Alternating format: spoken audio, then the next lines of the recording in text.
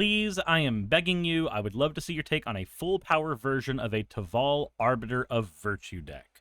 Well, I don't want to build a full power version of that. I do want to build a $15 version of that, though. This is a deck that I have struggled with. I wanted to build this months ago, and between a combination of being busy, traveling, the Final Fantasy release, and just not understanding what this particular commander wanted, I've not been able to actually put anything together, but I think I finally figured out what I'm going to do to make Teval Arbiter of Virtue work. And I'm going to warn you, it's kind of nasty, so I hope you're ready for a deck that is just awful, just genuinely quite mean when it gets going. Teval Arbiter of Virtue is a Sultai and 2 Spirit Dragon, flying, lifelink, and the ability to give all your spells delve. There is a trade-off, though. If you have Teval on the board, all of your spells make you lose life equal to their mana value, irrespective of whether or not you used the Delve ability at all. That's more than a little spooky. That feels like a very quick way to just commit suicide. So, let's see what we can do with this. Obviously, this is going to have to be a deck that does not require the commander to be out for the majority of its time in play. The commander should be coming out solely for a wombo combo near the end of the game, and not a moment sooner. So we're going to have a heavy ramp package and a heavy mill and draw package to not only get the cards we need in the graveyard for the commander to work, but to get the cards that are going to make the commander do its job at all. So let's see what we can do. Obviously, step 1 is going to be finding a pretty efficient self-mill package, and I think I've got a pretty decent one here. We've got Greater Moss Dog and Golgari Brown Scale, as well as the Shambling Shell, because all of these are dredge creatures. If we were to draw a card, we can instead mill multiple cards to put these cards in our hand, and then we'll discard them again to repeat the process.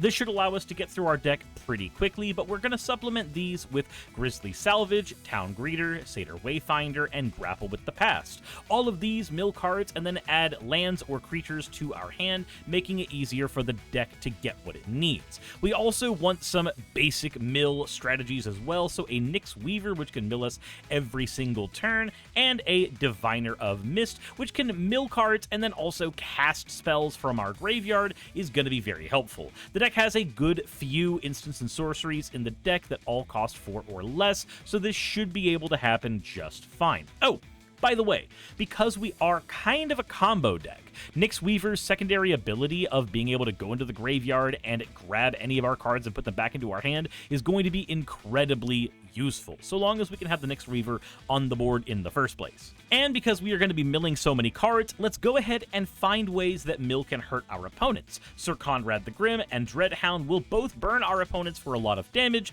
the longer we throw cards into the graveyard. And since we're throwing so many cards into the graveyard, let's make sure that we have ways to get those cards back, like Once in Future, Aurorial Procession, and Timeless Witness. And let's go ahead and throw in a little bit of reanimation for good measure, but let's make sure that it's all reanimation that does a lot more than what's printed on the package. Ever After and Victimize and Coiling Rebirth can all reanimate 1 or 2 creatures. In the case of Coiling Rebirth, it reanimates 1 and then creates a token copy of it. We have a lot of creature ETBs that matter, so the Coiling Rebirth should be able to do a lot of work here. And then we have Dread Return, which can reanimate a creature, and then we can sacrifice cards on our board to reanimate another creature. This can be good for setting up combos, and because we have to throw this into the graveyard on accident sometimes, that flashback ability is going to be incredibly useful. And now we need to actually talk about what all of this milling is going to be for. We want Teval to give Delve, which will lower the mana cost of any card in our hand, by 1 for every card we banish from the graveyard. Well, that means X spells are going to work really well for our deck. So we are going to be running 6 X spells. Each of these can either close out the game on its own or do plenty of work as long as we have some setup. So first we have Doomsday Confluence. This card can make each opponent discard a card and each opponent sacrifice a non-artifact creature or make Daleks for us depending on what we pay into it. So let's say we have 20 cards in our grave and we pay 1 black mana and get rid of 20 cards. That X will be 10 because it's a double X, and we can make every opponent sacrifice 5 non-artifact creatures and then make them discard 5 cards each, leaving them with absolutely nothing left.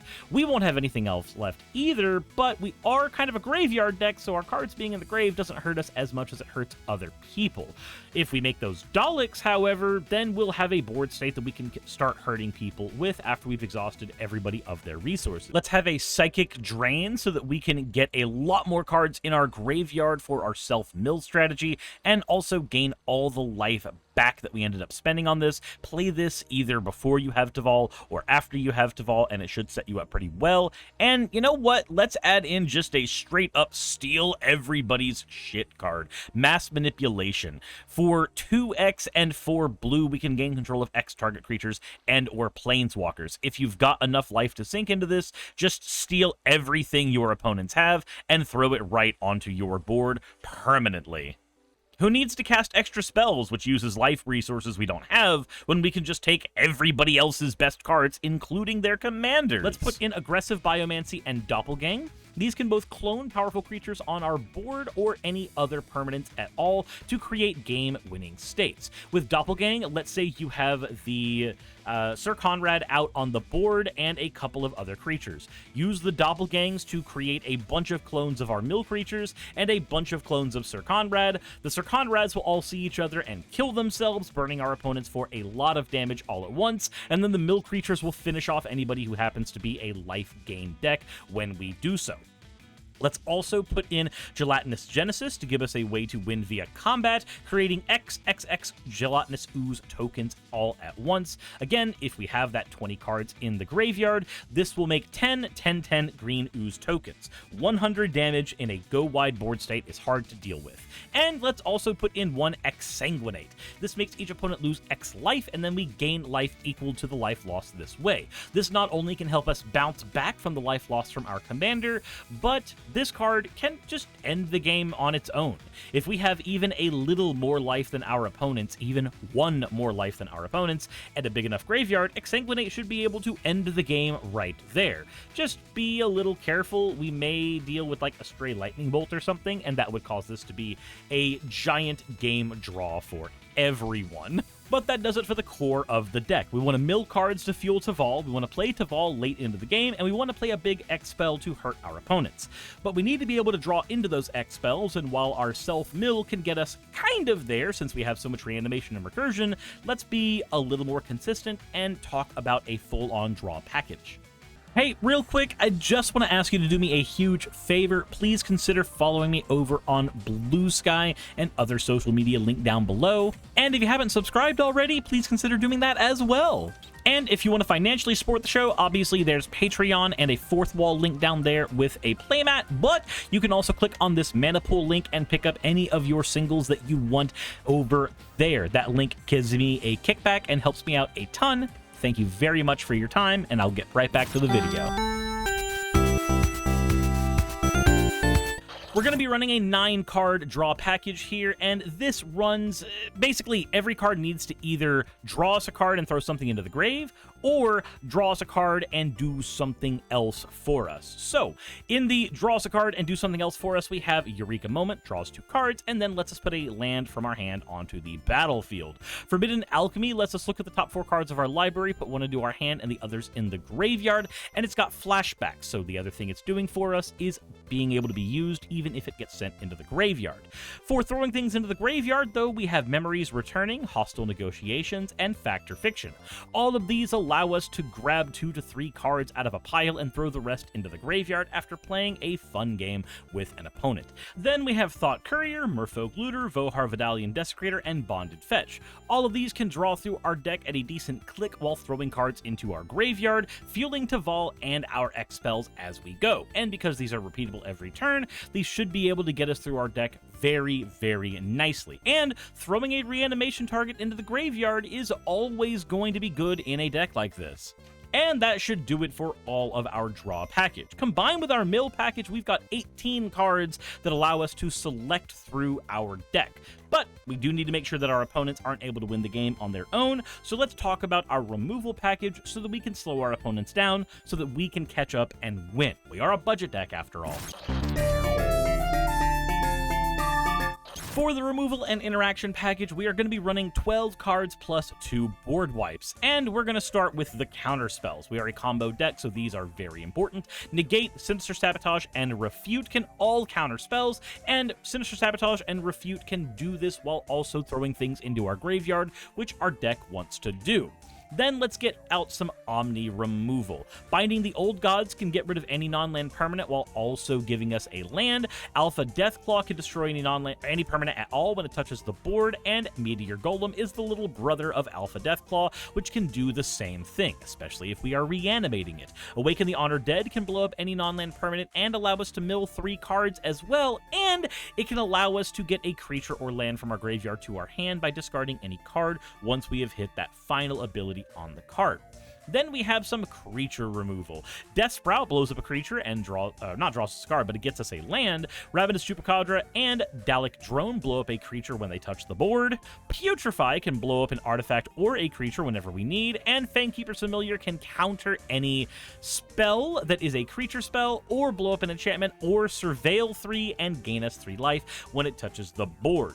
This can also be incredibly powerful if we happen to be cloning this guy with one of our clone cards. And for our board wipes, we are running a Necromantic Selection and a Death Begets Life. They may be very expensive, but the Selection will allow us to keep Teval Arbiter of Virtue on the board if we happen to need that, and the Death Begets Life will allow us to get a fresh hand, which sometimes may be able to just win us the game outright when we cast this card. It depends on the setup. Or you can just do what I do and kill yourself with this card. It's my favorite way to die. And that does it for all the removal in the deck. Now we need to talk about ramp and mana so that we can try to catch up to our opponents speed-wise. And we've got a 12-card ramp package here along with 40 lands, and many of these ramp cards will throw themselves into the grave in one way, shape, or form in order to ramp us.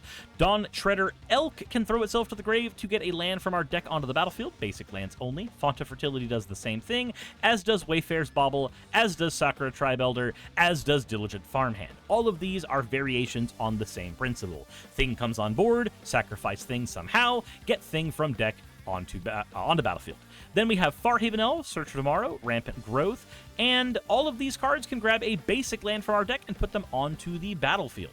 Clifftop Lookout can grab a land from the top of our deck and throw it on the battlefield no matter what the land is. Milkin can tap to mill a card, which our deck really wants to do, and then get a mana for it because it is the only mana rock we're going to be running. And a Growth Spiral will allow us to draw 1 card and then put any land from our hand onto the battlefield.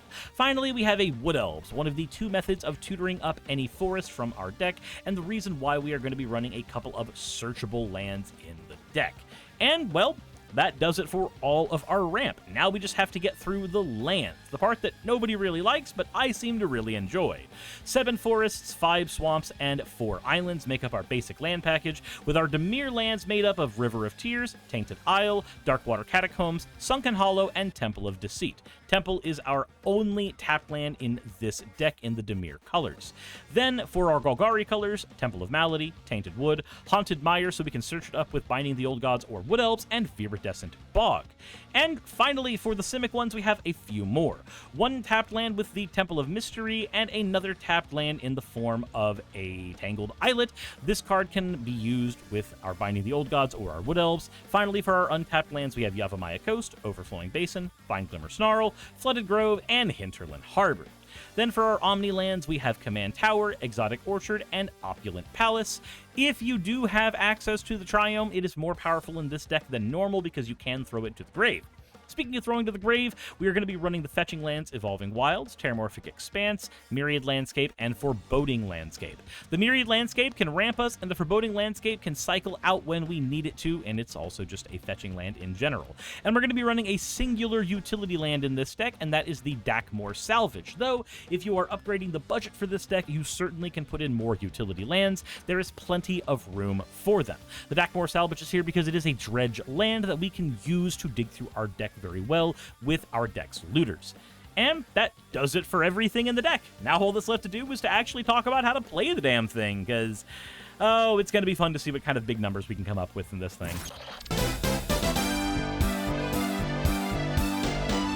Looking at, all right, let's see what we've got as an opening hand. A decent few ramp spells, only a Temple of Malady, and a Search for Tomorrow to run off of. It's a 1-land hand, but I think it might actually be worth it to try. So let's go ahead and draw our opening card. It's a Temple of Mystery. Let's play that Temple of Malady and see if we can scry an untapped land up. We do have one. Sweet. Moving into turn 2, we have the Temple of Malady available. I think the next thing to do is to tap it and get this Search for Tomorrow suspended, ready to go for a follow-up turn. And if this was green mana, we would play it, but it's not, so we're just going to play the Temple of Mystery and drop that on the board so we can scry one once more. It's an Exotic Orchard. I'm good keeping that up top. Moving into the next turn, we can go ahead and play the Exotic Orchard. Let's pay 2 to get the Milken out, pay 1 to get the Diligent Farmhand out, and now we've got access to far more mana, because when we move into the next turn, we get to go into our library, get ourselves out a basic land, shuffle up, go into the next turn, and we can do a lot of stuff. We can play this Swamp, tap the Milken to get rid of a card in order to generate 1 mana. We can use that mana to play the Wayfarer's Bauble. We can then use 1, 2 mana to crack the Diligent Farmhand, and 1, 2, 3 mana to play the Farhaven Elf. So we can go into our library and grab plenty of mana. We went from a 1-land hand to, honestly, enough mana to do whatever the hell we want for the next few turns. So we move into turn 4, and we have a Golgari Brownscale. We want a way to get this into the graveyard ASAP, but let's go ahead and tap Milken for mana so we can mill a card. Alpha Deathclaw, that's great to see in the graveyard. Tap 1, crack the Wayfarer's Bauble. Let's go into the deck once more and get ourselves some more land out on the battlefield tapped. And we have 1, 2, 3, 4, 5, 6. We're going to go ahead and get Teval out on the board. I guess it doesn't cost 6. But the reason we're getting Teval out on the board now is we want to start building up the life link, because we don't have an engine right now, so we need to start making our opponents feel like they need to kill our own cards. And, you know, we have Ravenous Chupacabra in hand. We can kill our own Teval if need be. We'll be okay. Moving into the next turn, we have a Timeless Witness. There's nothing in our graveyard besides the Coiling Rebirth that I'd really like, so let's go ahead and tap Milken for a mana. Let's mill 1 card. It's a Hinterland Harbor. That's unfortunate. And we don't have the... Oh, we do have exactly enough mana, though. 1, 2, 3, 4. Let's go ahead and play the Timeless Witness. And the Timeless Witness, it's going to cost us 4 life, but it's going to get us back the Coiling Rebirth. Let's go ahead and put that in our hand. Throw these cards away. We don't want to spend any of these cards yet on the Delve for Teval. We're then going to pay 1, 2, 3, 4, and then 5, the 5th mana from the Milken, to play Coiling Rebirth to get not 1, but 2 token copies of the Alpha Deathclaws. Because these have Monstrous, while we did lose 9 life in doing that, we're going to gain 6 of it back because of Teval, and we can use the Monstrous abilities of these Alpha Deathclaws to give us pseudo spellcasts. We're going to be able to kill things on the board without casting spells effectively, so we're really in an okay spot. We swing with Teval, generate some more life, and let's go to the next turn. We have a Dawn Treader Elk, so we didn't get what we want, so we're going to have to pay a lot of mana and Monstrous up an Alpha Deathclaw, and then punch somebody for 10 while punching them with Teval. And let's go ahead and use 2 mana to get Dawn Treader Elk out. That's going to hurt us a little bit more, but it's going to put another card in the graveyard, and Milken also threw Exsanguinate away. Exsanguinate being in our grave is actually a very good thing, because as soon as we can kill our own Timeless Witness, we can put that Exsanguinate in our hand using her Eternalize ability. And Eternalize, like Monstrous, does not utilize Teval's life gain, or life drain. So, let's move into the next turn, a Thought Courier. I'm willing to spend a little bit of life on that. Let's get that out there. Let's also pay 1, get rid of the Dawn Treader Elk, go into the library, get ourselves another land out on the battlefield so that we have it for a follow-up turn. 1, 2, 3, 4, 5, 6 mana available. We cannot use Alpha Deathclaw as of right now, so let's tap Milken to throw a card into the grave. It is a Sinister Sabotage. Not... we can actually utilize that pretty okay. Let's set up for the turn. Let's set up for the big turn. It's in 2 turns, and it's going to be kind of spooky for us, but we're going to use Ravenous Chupacabra to kill our own Timeless Witness. And people are going to be very confused by that move, but we do want to get that card out of the graveyard ASAP, and we don't have another way of getting it out just yet.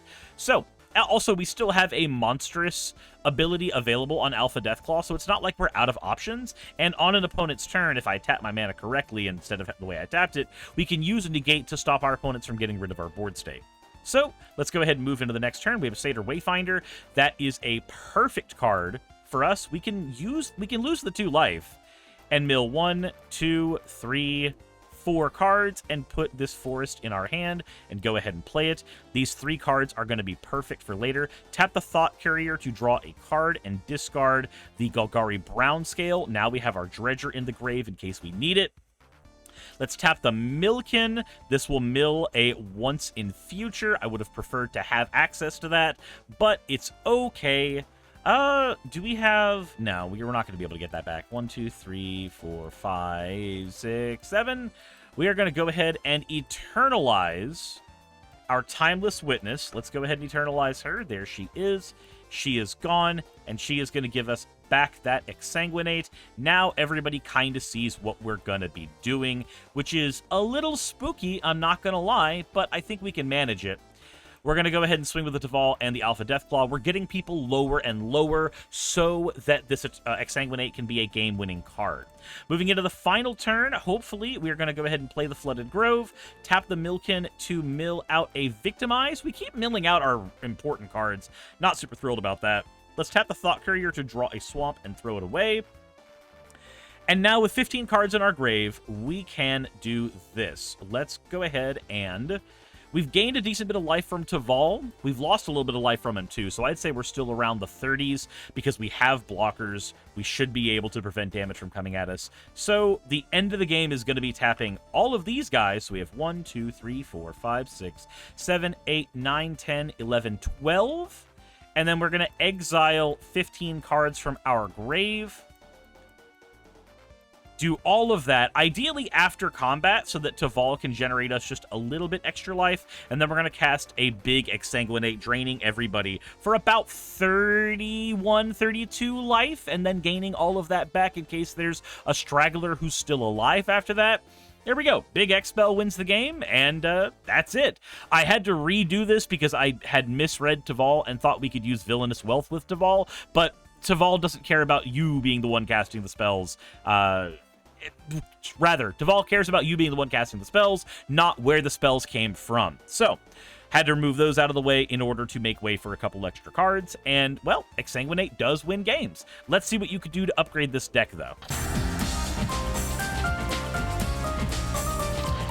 If you're upgrading the deck, the Teval Precon actually had a lot of cards that are neat. Welcome the Dead can let you get a big board state just by milling, which the deck is already doing. Colossal Grave Reaver can turn all your mills into sweet, sweet reanimation. Teval Balance Scale can help you ramp through your deck and also just be a good lightning rod. People really like to kill this card. They don't like Teval because Teval gets so much mana it replaces itself very, very quickly. You can also put in another Lieutenant in Sidisi Brood Tyrant. This can allow you to get tons of 2/2 black zombies and also just mill guards on its own, which the deck wants to be doing anyway.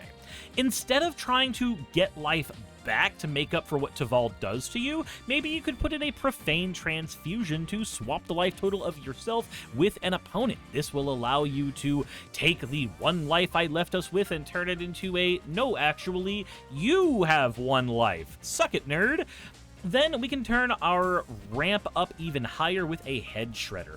All of the land milling we are throwing away, we can just use the Head Shredder to put them automatically on the battlefield. And why not turn some of our mill into card selection with Ripples of Undeath? We are a combo deck. Let's use this to grab what we need from the grave as we need it. Let's also put in another big wombo in the deck, Breach the Multiverse. Getting the best creatures from every player's graveyard is always fantastic. And we can also use Muldrotha the Gravetide in order to give us more staying power and give the deck some alternate win conditions via swarming methods that don't rely on our X spells.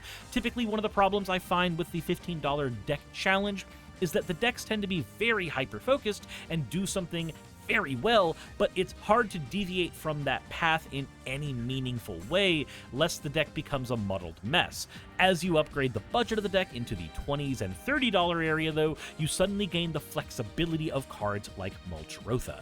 Then we can also add in Underground Mortuary and Hedge Maze, basically just any of the Surveil lands, as they will also fill our grave so that we can finally do that big wombo combo at the end of the game. And with that said, that is everything in the Teval deck, and I hope you guys enjoyed.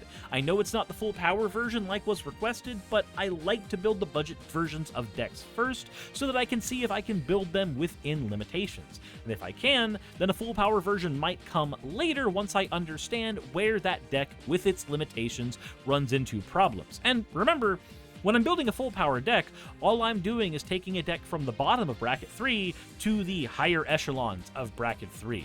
I don't tend to build bracket 2 because I don't like building unfocused, and I don't tend to build bracket 4 because I don't like running all of the most optimized cards for a list. I find that to be kind of homogenous and boring, personally. So that's just where I'm at.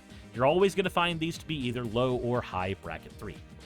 That said, let me know what y'all think in the comment section below. Subscribe if you haven't already. Hit the bell notification icon if you haven't already. And as always, everybody, thank you for being here, and insert end video tagline here. Hey, thanks for making it to the end of the video. I really could not do any of this without all of you. Those of you watching, and especially those of you who support me on Patreon. I wanted to go ahead and take a minute to thank all of you who do that, because with YouTube being what it is these days, I really cannot do this full-time without the support from each and every one of you. Those people would be Red Joker, Purple Poundini, Jemshin, Britzkrieg, Jupe the Malignant, Michael, Ravalern, Mabbity Babbity, Astral Frontier, Tales of Atonement, Nixie Chan, Kiri Artemis, Limor Pinku, Love Bunny Games, Victorian Alchemist, I'm not saying the last part of that, and you know that, Aurora, Leela Ururaka, Arcton Arclacier, Kiratorian, Dren Hadamata, Jordan M, John L, Lord Bleck, Smiling Game Master, and Fireshard. Thank you so very much. But since you're here, why not go ahead and try watching another one? There should be one that's on the screen right now. And if you are a patron of mine, I wanted to go ahead and thank you again for all of your support. There is still a video you could press, though, if you'd like. I would appreciate it just a little bit.